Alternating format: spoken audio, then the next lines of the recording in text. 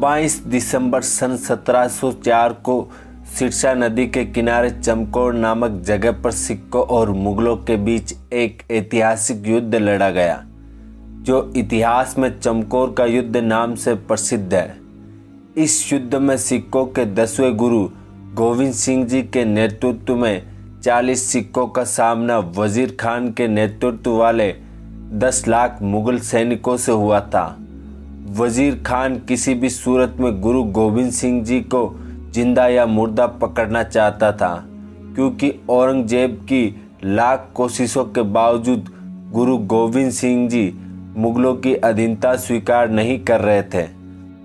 लेकिन गुरु गोविंद सिंह जी के 2 बेटों सहित 40 सिक्कों ने गुरु जी के आशीर्वाद और अपनी वीरता से वजीर खान को अपने मंसूबों में कामयाब नहीं होने दिया और 10 लाख मुगल सैनिक भी गुरु गोविंद सिंह जी को नहीं पकड़ पाए। यह युद्ध इतिहास में सिक्कों की वीरता और उनकी अपने धर्म के प्रति आस्था के लिए जाना जाता है। गुरु गोविंद सिंह जी ने इस युद्ध का वर्णन करते हुए लिखा है, चिड़िया से मैं बाज लड़ाऊं, गिदड़ों को मैं शेर बनाऊं, 1.25 लाख से एक लड़ाऊं, तभी गोविंद सिंह नाम कहाऊं। आइए याद करते अपने भारत के गौरवशाली इतिहास को और जानते हैं चमकौर के युद्ध के बारे में।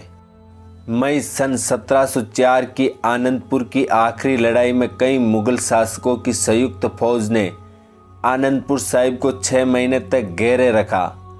उनका सोचना था कि जब आनंदपुर साहिब में राशन पानी खत्म हो जाएगा तब गुरुजी स्वयं मुगलों की अधीनता स्वीकार कर लेंगे, पर यह मुगलों की नासमझी थी।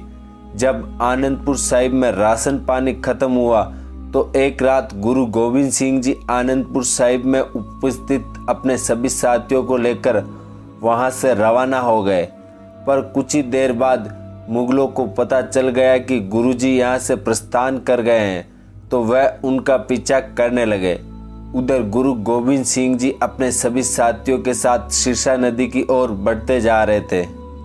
जिस समय सिक्कों का काफिला इस बरसाती नदी के किनारे पहुंचा तो इसमें भयंकर बाढ़ आई हुई थी। पानी जोरों पर था। इस समय सिख भारी कठिनाई में गिर गए। उनके पिछली तरफ शत्रु दल मारो मार करता आ रहा था और सामने सिरसा नदी फुकारा मार रही थी। निर्णय तुरंत लेना था। श्री गुरु गोविंद सिंह जी ने कहा कि कुछ सैनिक यहीं शत्रु को युद्ध में उलझा कर रखो और जो सिरसा पार करने की क्षमता रखते हैं वह अपने घोड़े बहाव के साथ नदी पार करने का प्रयत्न करें। ऐसा ही किया गया। भाई उदय सिंह तथा जीवन सिंह अपने अपने जत्थे लेकर शत्रु के साथ भिड़ गए। इतने में गुरुदेव जी सिरसा नदी पार करने में सफल हो गए, किंतु सैकड़ों सिख नदी पार करते हुए मौत का शिकार हो गए, क्योंकि पानी का वेग बहुत तीखा था। कहीं तो पानी के बहाव में बहते हुए कई कोस दूर बह गए। जाड़े ऋतु की वर्षा, नदी का बर्फीला ठंडा पानी, इन बातों ने गुरुजी के सैनिकों के शरीर को सुन्न कर दिया। इसी कारण शत्रु सेना ने नदी पार करने का साहस नहीं किया। नदी पार करने के पश्चात 40 सिख, 2 बड़े साहिबजादे अजीत सिंह तथा जुझार सिंह के अतिरिक्त गुरुदेव जी स्वयं कुल मिलाकर 43 व्यक्तियों की गिनती हुई। नदी के इस पार भाई उदय सिंह मुगलों के अनेकों हमलों को पछाड़ते रहे और वह तब तक वीरता से लड़ते रहे जब तक उनके पास एक भी जीवित सैनिक था और वह युद्ध भूमि में गुरु आज्ञा निभाते और कर्तव्य पालन करते हुए वीर गति पा गए। इस भयंकर उथल पुथल में गुरुदेव जी का परिवार उनसे बिछुड़ गया। भाई मनी सिंह जी के जत्थे में माता साहिब कौर जी, माता सुंदरी कौर जी और 2 टहल सेवा करने वाली दासियां थी। 2 सिख भाई जवाहर सिंह तथा धन्ना सिंह जो दिल्ली के निवासी थे, ये लोग सरसा नदी पार कर पाए। यह सब हरिद्वार से होकर दिल्ली पहुंचे, जहां भाई जवाहर सिंह इनको अपने घर ले गया।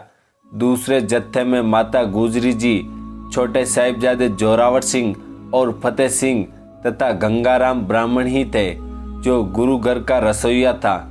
इसका गांव खेड़ी यहाँ से लगभग 15 कोस की दूरी पर मोरिंडा कस्बे के निकट था। गंगाराम माता गुजरी जी व साहिबजादों को अपने गांव ले गया। गुरुदेव जी अपने 40 सिक्कों के साथ आगे बढ़ते हुए दोपहर तक चमकौर नामक क्षेत्र के बाहर एक बगीचे में पहुंचे। यहाँ के स्थानीय लोगों ने गुरुदेव जी का हार्दिक स्वागत किया और प्रत्येक प्रकार की सहायता की।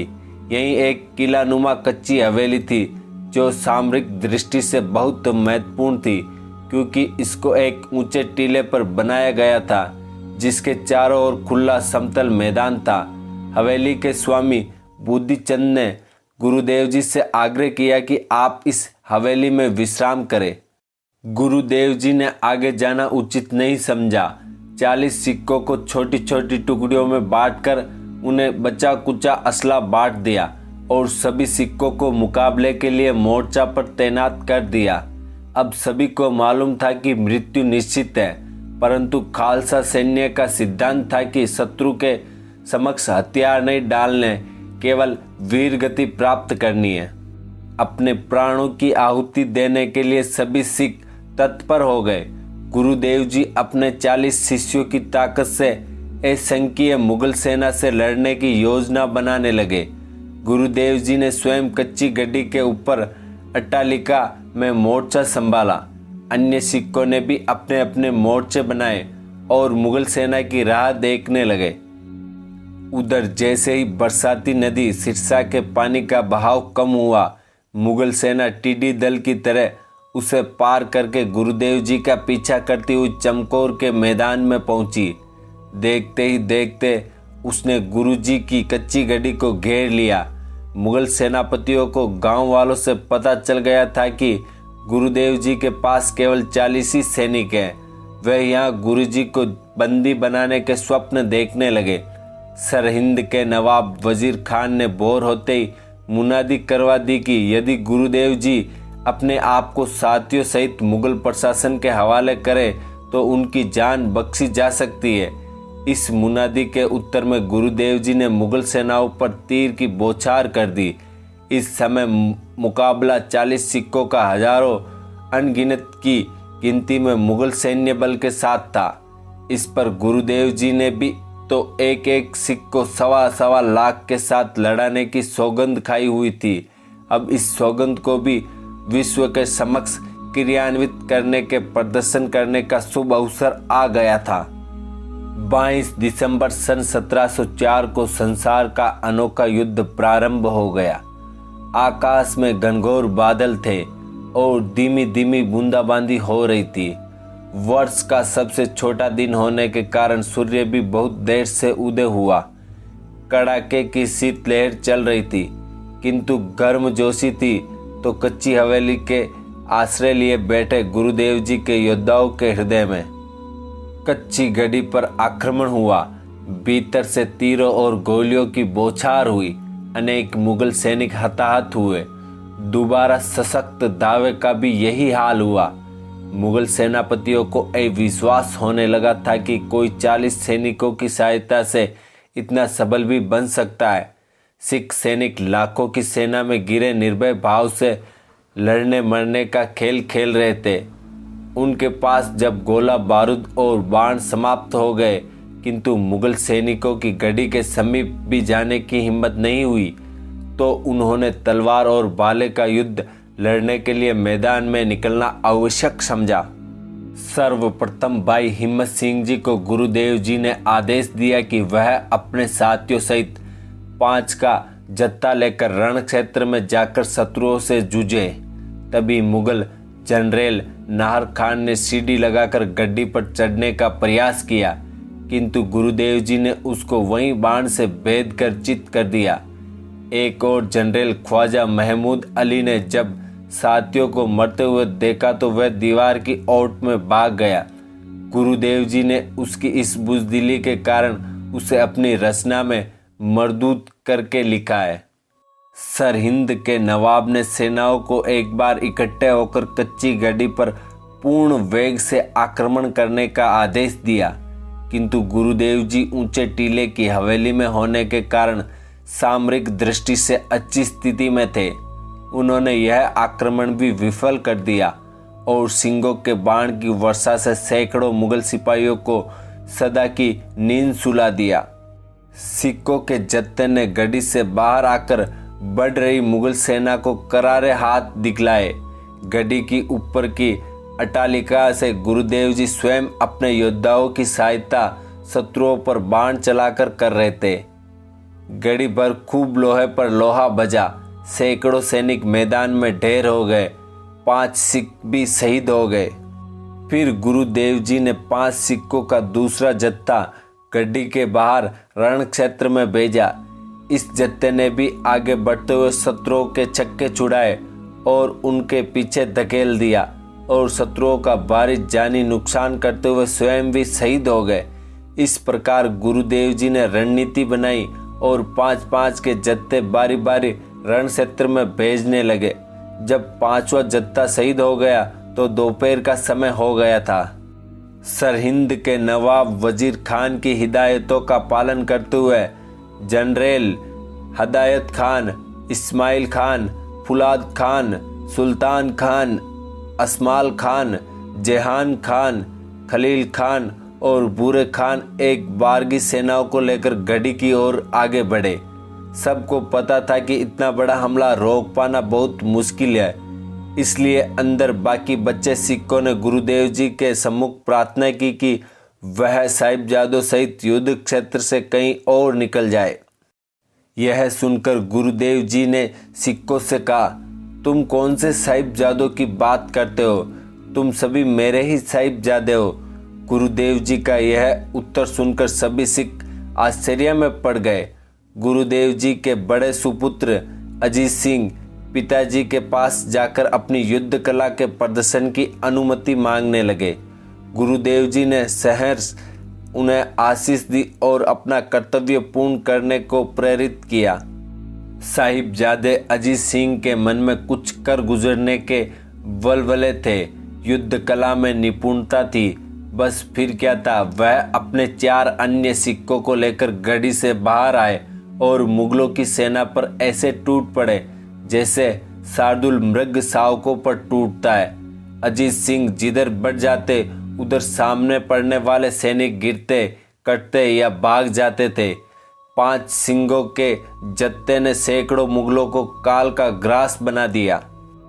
अजीत सिंह के अविस्मरणीय वीरता का प्रदर्शन किया, किंतु एक एक ने यदि हजार भी मारे होते तो सैनिकों के सागर में से चिड़िया की चोंच भर नीर ले जाने से क्या कमी आ सकती थी। साहिबजादे अजीत सिंह को छोटे भाई साहिबजादे जुझार सिंह ने जब शहीद होते देखा तो उसने भी गुरुदेव जी से रण क्षेत्र में जाने की आज्ञा मांगी। गुरुदेव जी ने उनकी पीठ थपथपाई और अपने किशोर पुत्र को रण क्षेत्र में 4 अन्य सेवकों के साथ भेज दिया। गुरुदेव जी जुझार सिंह को रण क्षेत्र में जूझते हुए को देखकर प्रसन्न होने लगे और उसके युद्ध के कौशल देखकर जयकारे से ऊंचे स्वर में नारे बुलंद करने लगे। जो बोले सो निहाल, सत श्री अकाल। जुझार सिंह शत्रु सेना के बीच गिर गए, किंतु उन्होंने वीरता के जौहर दिखलाते हुए वीर गति पाई। इन दोनों योद्धाओं की आयु 18 और 14 वर्ष थी। वर्षा अथवा बादलों के कारण सांझ हो गई। वर्ष का सबसे छोटा दिन था। कड़ाके की सर्दी पड़ रही थी। अंधेरे होते ही युद्ध रुक गया। गुरु साहिब ने दोनों साहिबजादों की शहीदी होते देखकर अकाल पुरुष के समक्ष धन्यवाद शुक्राने की प्रार्थना की और कहा, तेरा तुझको सौंपते क्या लागे मेरा।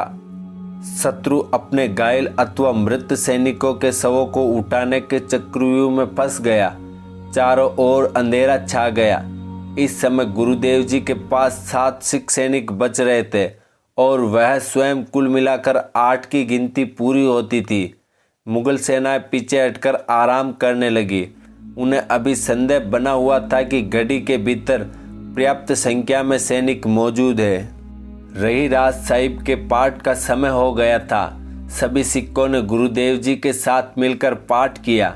तत्पश्चात गुरुदेव जी ने सिखों को चढ़ती कला में रहकर जूझते हुए शहीद होने के लिए प्रोत्साहित किया। सभी ने शीश झुकाकर आदेश का पालन करते हुए प्राणों की आहुति देने की शपथ ली, किंतु उन्होंने गुरुदेव जी के चरणों में प्रार्थना की कि यदि आप समय की नज़ाकत को मद्देनजर रखते हुए यह कच्ची गड्ढीनुमा हवेली त्याग कर आप कहीं और चले जाए तो हम बाजी जीत सकते हैं, क्योंकि हम मर गए तो कुछ नहीं बिगड़ेगा, परंतु आपकी शहीदी के बाद पद का क्या होगा। इस प्रकार तो श्री गुरु नानक देव जी का लक्ष्य संपूर्ण नहीं हो पाएगा। यदि आप जीवित रहे तो हमारे जैसे हजारों लाखों की गिनती में सिख आपकी शरण में एकत्रित होकर आपको नेतृत्व में संघर्ष प्रारंभ कर देंगे। गुरुदेव जी तो दूसरों को उपदेश देते थे, जब आव की आवत निदान बने, अति ही रण में तब जूझे मरो। फिर भला युद्ध से वह स्वयं कैसे मुंह मोड़ सकते थे। गुरुदेव जी ने सिंहों को उत्तर दिया, मेरा जीवन मेरे प्यारे सिखों के जीवन से मूल्यवान नहीं है। यह कैसे संभव हो सकता है कि मैं तुम्हें रणभूमि में छोड़कर अकेला निकल जाऊं। मैं रण क्षेत्र को पीठ नहीं दिखा सकता। अब तो वह स्वयं दिन चढ़ते ही सबसे पहले अपना जत्था लेकर युद्ध भूमि में उतरेंगे। गुरुदेव जी ने इस निर्णय से सिख बहुत चिंतित हुए। वह चाहते थे कि गुरुदेव जी किसी भी विधि से यहाँ से बचकर निकल जाए, ताकि लोगों को भारी संख्या में सिंह सजाकर पुनः संगठित होकर मुगलों के साथ दो दो हाथ कर सके। सिख भी यह मन बनाए बैठे थे कि सतगुरु जी को किसी भी दशा में शहीद नहीं होने देना है। वह जानते थे कि गुरुदेव जी द्वारा दी गई शहादत इस समय पंथ के लिए बहुत हानिकारक सिद्ध होगी। अतः भाई दया सिंह जी ने एक युक्ति सोची और अपना अंतिम हथियार आजमाया। उन्होंने इस युक्ति के अंतर्गत सभी सिंहों को विश्वास में लिया और उनको साथ लेकर पुनः गुरुदेव जी के पास आए और कहने लगे, गुरुजी, अब गुरु खालसा पांच प्यारे परमेश्वर रूप होकर आपको आदेश देते हैं कि यह कच्ची गड्डी आप तुरंत त्याग दें और कहीं सुरक्षित स्थान पर चले जाए, क्योंकि इसी नीति में पंथ खालसे का भला है। गुरुदेव जी ने पांच प्यारों का आदेश सुनते ही शीश झुका दिया और कहा, मैं अब कोई प्रतिरोध नहीं कर सकता, क्योंकि मुझे अपने गुरु की आज्ञा का पालन करना ही है। गुरुदेव जी ने कच्ची गड्डी त्यागने की योजना बनाई। दो जवानों को साथ चलने को कहा। शेष पांचों को अलग अलग मोर्चों पर नियुक्त कर दिया। भाई जीवन सिंह, जिसका डील डोल कद बुत तथा रूपरेखा गुरुदेव जी से मिलती जुलती थी, उन्होंने उसे अपना मुकुट ताज पहनाकर अपने स्थान अटालिका पर बैठा दिया कि शत्रु भ्रम में पड़ा रहे कि गुरु गोविंद सिंह स्वयं हवेली में ही हैं। किंतु उन्होंने निर्णय लिया कि यहाँ से प्रस्थान करते समय हम शत्रुओं को ललकारेंगे, क्योंकि चुपचाप शांत निकलकर जाना कायरता और कमजोरी का चिन्ह माना जाएगा। और उन्होंने ऐसा ही किया। देर रात गुरुदेव जी अपने दोनों साथियों दया सिंह तथा मान सिंह सहित गड्डी से बाहर निकले। निकलने से पहले उनको समझा दिया कि हमें मालवा क्षेत्र की ओर जाना है और कुछ विशेष तारों की सीध में चलना है, जिससे बिछुड़ने पर फिर से मिल सके। इस समय बूंदाबांदी थम चुकी थी और आकाश में कहीं कहीं बादल छाए थे, किंतु बिजली बार बार चमक रही थी। कुछ दूरी पर अभी पहुंचे ही थे कि बिजली बहुत तेजी से चमकी। दया सिंह की दृष्टि रास्ते में बिखरे शवों पर पड़ी तो साहिबजादे अजीत सिंह का शव दिखाई दिया। उसने गुरुदेव जी से अनुरोध किया कि यदि आप आज्ञा दे तो मैं अजीत सिंह के पार्थिव शरीर पर अपनी चादर डाल दूं। उस समय गुरुदेव जी ने दया सिंह से प्रश्न किया, आप ऐसा क्यों करना चाहते हैं? दया सिंह ने उत्तर दिया कि गुरुदेव पिताजी, आपके लाडले बेटे अजीत सिंह का यह शव है। गुरुदेव जी ने फिर पूछा, वे मेरे पुत्र नहीं जिन्होंने मेरे एक संकेत पर अपने प्राणों की आहुति दी है? दया सिंह को इसका उत्तर हाँ में देना पड़ा। इस पर गुरुदेव जी ने कहा कि यदि तुम सभी सिंहों के शवों पर एक एक चादर डाल सकते हो तो ठीक है, इसके शव पर भी डाल दो। भाई दया सिंह जी गुरुदेव जी के त्याग और बलिदान को समझ गए और तुरंत आगे बढ़ गए। योजना अनुसार गुरुदेव जी और सिख अलग अलग दिशा में कुछ दूरी पर चले गए और वहां से ऊंचे स्वर में आवाज लगाई, पीर ए हिंद जा रहे हैं, किसी की हिम्मत है तो पकड़ ले। और साथ ही मसालचों को तीर मारे, जिससे उनकी मसाले नीचे कीचड़ में गिरकर बुझ गई और अंधेरा घना हो गया। पुरस्कार के लालच में शत्रु सेना आवाज की सीधे भागी और आपस में भिड़ गई। समय का लाभ उठाकर गुरुदेव जी और दोनों सिंह ने अपने लक्ष्य की ओर बढ़ने लगे और यह नीति पूर्णतः सफल रही। इस प्रकार शत्रु सेना आपस में टकरा टकरा कर कट मरी। अगली सुबह प्रकाश होने पर शत्रु सेना को भारी निराशा हुई, क्योंकि हजारों अनगिनत शवों में केवल 3500 सिक्कों के थे। उनमें भी उनको गुरु गोविंद सिंह कहीं दिखाई नहीं दिए। क्रोधातुर होकर शत्रु सेना ने गढ़ी पर पुनः आक्रमण कर दिया। अनगिनत शत्रु सैनिकों के साथ जूझते हुए अंदर के 5 सिख वीर गति पा गए। भाई जीवन सिंह जी भी शहीद हो गए, जिन्होंने शत्रु को झांसा देने के लिए गुरुदेव जी की वेशभूषा धारण की हुई थी। शव को देखकर मुगल सेनापति बहुत प्रसन्न हुए कि अंत में गुरु मार ही लिया, परंतु जल्दी उनको मालूम हो गया कि यह शव किसी अन्य व्यक्ति का है और गुरु तो सुरक्षित निकल गए। मुगल सत्ताधारियों को यह एक करारी चपत थी कि कश्मीर, लाहौर, दिल्ली और सरहिंद की समस्त मुगल शक्ति 7 महीने आनंदपुर को घेरा डालने के बावजूद भी न तो गुरु गोविंद सिंह जी को पकड़ सकी और न ही सिखों से अपनी अधीनता स्वीकार करवा सकी। सरकारी खजाने के लाखों रुपए खर्च हो गए, हजारों की संख्या में फौजी मारे गए, पर मुगल अपने लक्ष्य में सफलता प्राप्त नहीं कर पाए। नमन है इन सिखों की वीरता को। तो आज का वीडियो आपको कैसा लगा? ऐसे और ज्ञानवर्धक वीडियो के लिए आप हमारे चैनल के साथ बने रहे। तब तक के लिए धन्यवाद। जय हिंद, जय भारत, इंकलाब जिंदाबाद।